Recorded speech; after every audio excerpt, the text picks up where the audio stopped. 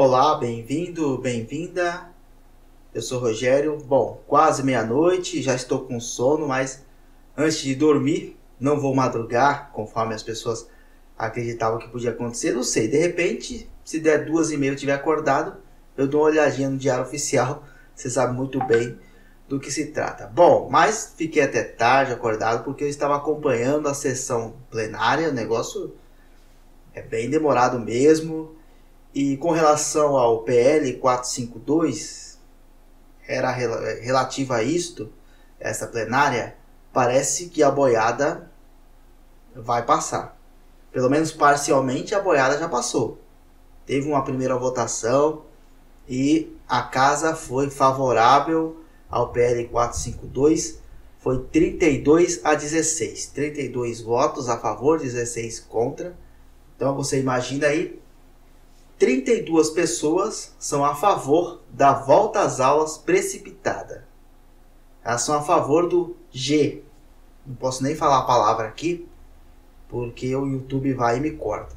Então é muito importante anotar o nome dessas pessoas que votaram a favor do PL e lembrar de não votar nelas na próxima eleição. Tomar muito cuidado na hora de votar, porque isso não faz o menor sentido. Realmente é um absurdo essa votação, é um absurdo que tenha sido aprovado esse projeto de lei. Tá? Ele agora vai para uma segunda votação, vai ser na semana que vem, e ainda muita coisa precisa mudar. Mas pelo entendimento que eu tenho, a partir do momento que passa na primeira votação, na segunda o PL também passa. Tá?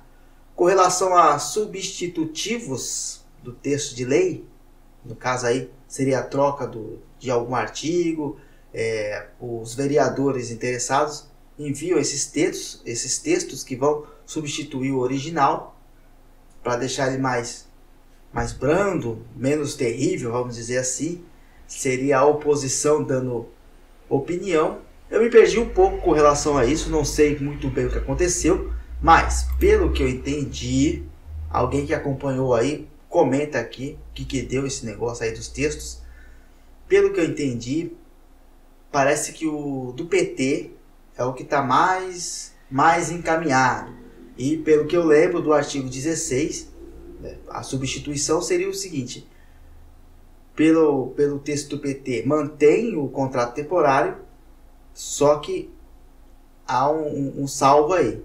Só pode ter contrato temporário depois que preencher todos os cargos vagos ou depois que chamar todos os aprovados em concurso. Então, pelo que eu entendi, pela alteração no texto, na própria lei vai estar isso, chama todos os cargos vagos, depois que preencher os cargos vagos, que vai atrás de chamar temporário, porque o temporário nada mais é do que cobrir efetivos que estão afastados. A ideia é essa. Então, vão implementar, pelo menos vão tentar implementar uma alteração na lei que não permite que o governo burle o sistema contratando temporários no lugar de efetivos, conforme está no artigo 16 no momento, permitindo que tenha o contrato de 20% do quadro, mas não está especificando em que situações. Então o texto dá brechas para que o governador no caso o prefeito, né? O governante, no caso o prefeito, faça contratações temporárias no lugar de cargos efetivos. Então, é necessário sim que haja a alteração desse texto para que este erro não ocorra. Tá? E foi muito interessante, vamos dizer assim, e assustador ao mesmo tempo, acompanhar essa plenária, os argumentos de quem apoia o PL. Muitas vezes era em dar autonomia para as famílias comprarem os materiais, mas aí a oposição rebate que esse voucher não seria o suficiente para comprar materiais. Pelo que eu entendi, materiais escolares, uniformes, realmente seria uma situação muito complicada. Um caderno, por exemplo, um caderno de 20 matérias, dependendo do caderno, chega a ser R$ 30. Então não é uma coisa assim muito simples. E se eles querem que a criança ou o adolescente compre equipamentos escolares, materiais escolares, comparado a uma criança, um adolescente da escola particular, não vai dar, não vai ter condições, porque o aluno da escola particular ele vai comprar o caderno do bom, vamos dizer, o caderno do bom, na gíria aí, o caderno bom, o material bom, a caneta boa, não vai comprar fuleira. Então se o pobre vai querer se equiparar conforme os argumentos deles, os que apoiam o PL, não vai ter condições, vai ter que ser um voucher de R$ 1.000, que senão não vai dar. Assim, não faz muito sentido. Mas eles defendem isso aí, a autonomia para a criança pobre, a família pobre comprar materiais com esse tal voucher aí. E também eles argumentam bastante falando que não há nada dizendo que as aulas vão voltar esse ano, ninguém está falando que vai voltar esse ano, isso é o que eles falam, mas o próprio PSDB falando. Só que todo mundo sabe que recentemente João Dória lançou uma alteração aí nos planos, nas metas, para que o Estado consiga atingir a meta. Então, o João Dória está fazendo manobras para que de alguma forma o Estado de São Paulo consiga atingir a meta e consiga abrir a escola dia 8 de setembro. Isso está visível, todo mundo está percebendo isso. Eu acho que só quem for muito ingênuo para não entender que o governo está fazendo isso. Esse PL sendo votado agora, essa manobra que o João Dória está fazendo, tudo isso é para voltar às aulas em setembro. Eu não tenho dúvida disso. No mais tardar em outubro. Eu fiz até um texto recente falando: de outubro não passa. Depois, vou deixar aqui na descrição. Você passa lá e dá uma lida. De outubro não passa é o nome do texto que eu escrevi lá no meu blog.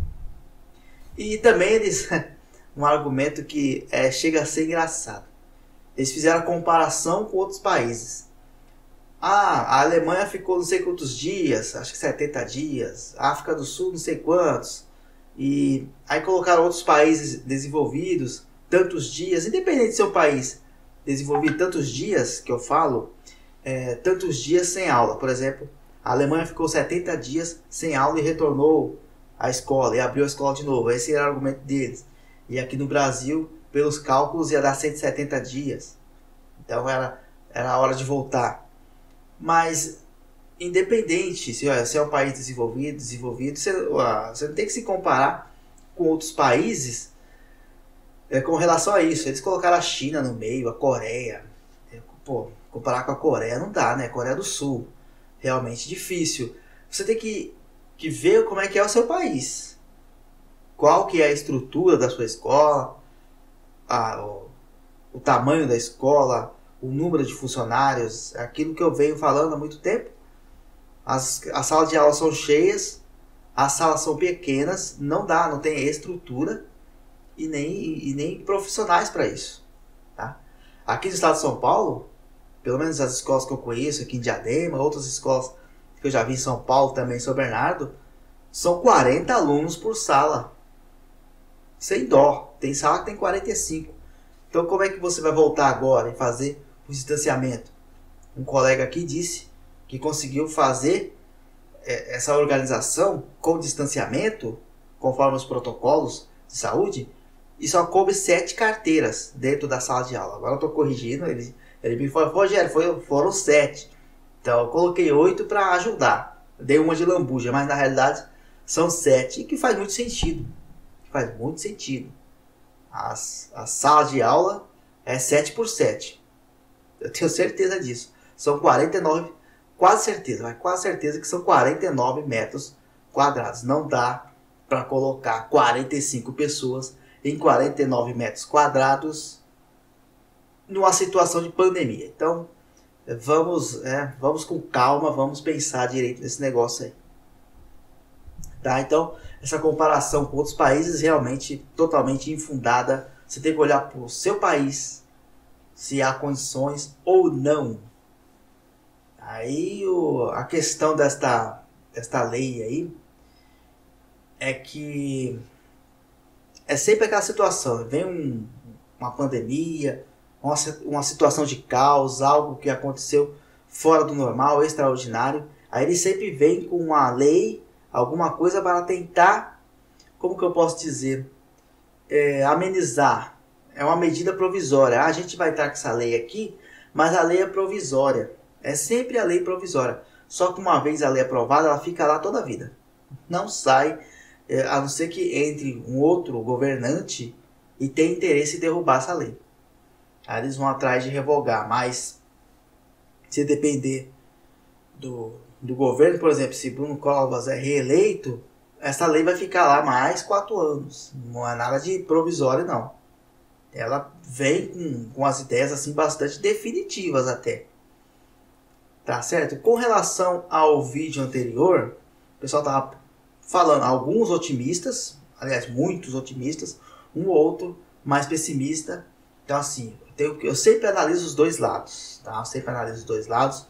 É compreensível que a pessoa tenha uma certa desconfiança, até eu tenho, do que o Bruno Caetano fala, porque ele já prometeu em outras situações, algumas reuniões, aí eu não vou lembrar em detalhes aqui, mas ele prometeu que ia participar de reuniões, ia resolver umas situações aí.